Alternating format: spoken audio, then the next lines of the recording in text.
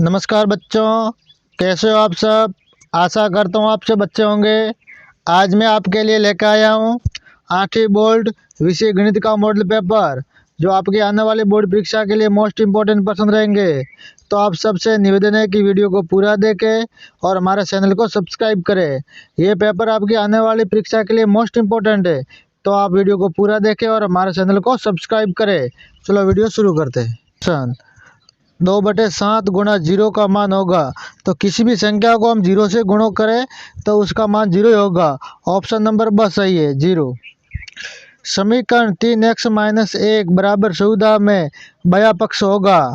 3x 14, 3x - 1, 3x + 1। तो option number स 3x - 1 होगा। वर्ग के प्रत्येक कोण का माप होता है। वर्ग के प्रत्येक कोण का माप होता है, प्रत्येक एक वर्ग के चारों कोणों का जो योग होता है 360 होता है। प्रत्येक कोण 90 डिग्री का होता है। ऑप्शन नंबर अ सही है। 9 की पूर्ण वर्ग संख्या है।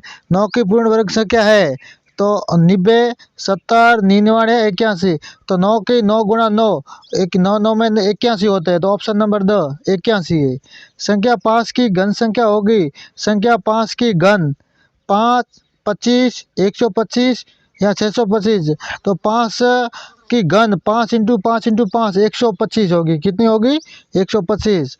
अंकित मूल्य माइनस विक्रय मूल्य बराबर कहलाता है। यानी जो वस्तु पर दिया हुआ और विक्रय मूल्य, यानी हमने जिस तरह में हमें से वहाँ से खरीदी वो। तो बट्टा या मूलधन, बिक्री दर या ब्याज। तो ऑप्शन नंबर अ बराबर उसमें बट्टा होगा। बराबर क्या होगा? बट्टा।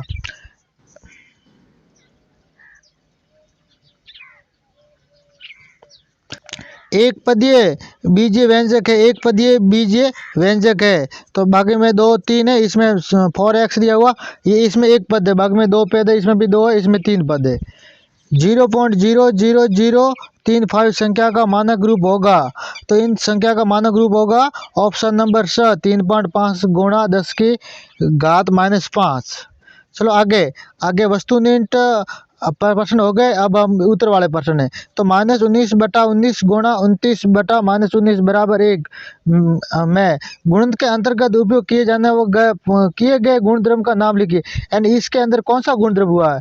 तो गुणात्मक प्रतिलोम गुणधर्म हुआ। कौन सा हुआ है? गुणात्मक, क्योंकि यहाँ एक गुणा दिया हुआ। 29 से 29 कट गए और 19 से 19 कट के बराबर 1 हो गया। ठीक है, चलो आगे प्रश्न है। समीकरण 5x + 9 बराबर 5 + 3x को हल कीजिए। तो ये हल दिया हुआ है, ये मोस्ट इंपॉर्टेंट है। मैं हल सीध लेकर आया हूँ, तो आपको ये वीडियो पूरा समझना है और पूरा देखना है। ये सारे प्रश्न इंपॉर्टेंट है, तो आपको अपनी कॉपी में हल करके पूरा देख लेना है। देख लो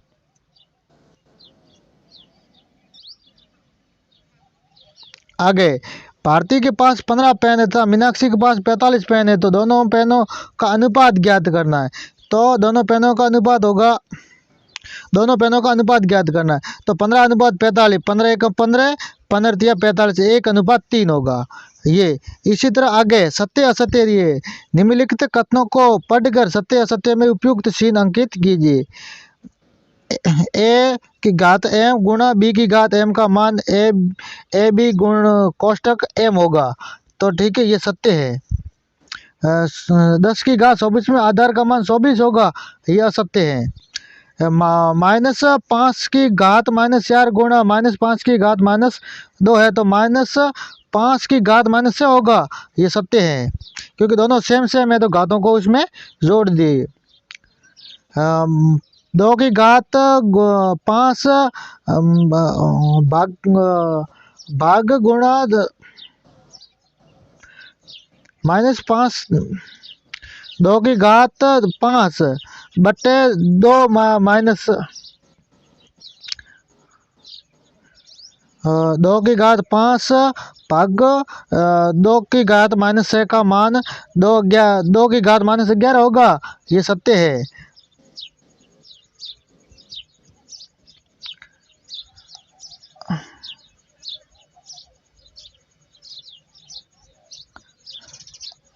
अगला प्रश्न, रिक्त स्थानों की पूर्ति कीजिए।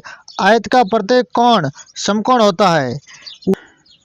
उत्तल बहुभुज के विकर्णों का कोई भी भाग बाह्य भाग नहीं होता है। पंचभुज के सभी अंतःकोणों का योगफल 540 डिग्री होता है। समांतर चतुर्भुज के विकर्ण एक दूसरे को समद्विभाजित करते हैं। आगे खंड अ और खंड ब को मिलान कीजिए। हमें खंड अ से ब से मिलन करना, ये पूरा देख लेना, इसमें कौन कौन सा मिलान है आप सही से याद कर लेना।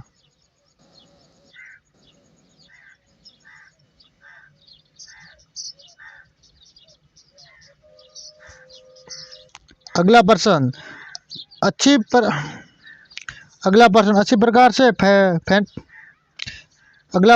प्रकार से फेंटी हुई 52 पत्तों ताशों की एक गड्डी में से एक पता ताश यादृच्छिक रूप से निकाला जाता है तो ज्ञात करो।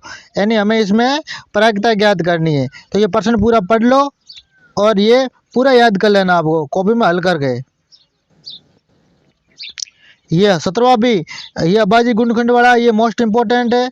अगला ये 18वां भी आपको पूरा याद करना है और मोस्ट इम्पोर्टेंट यही परीक्षा में आएगा।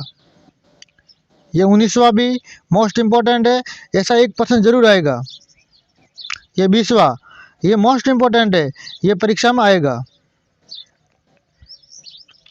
21वां, ये 22वां, ये आपको वीडियो को रोक रोक कर पूरे प्रश्न को हल कर देना है और याद करना है। ये 23वां, ऐसे प्रश्न मोस्ट इम्पोर्टेंट है और आपको पूरे हल करने हैं।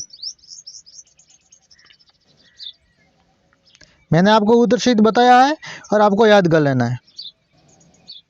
ये 24वां प्रश्न, ये घनाभ वाला, ये डिब्बों वाला प्रश्न आता है।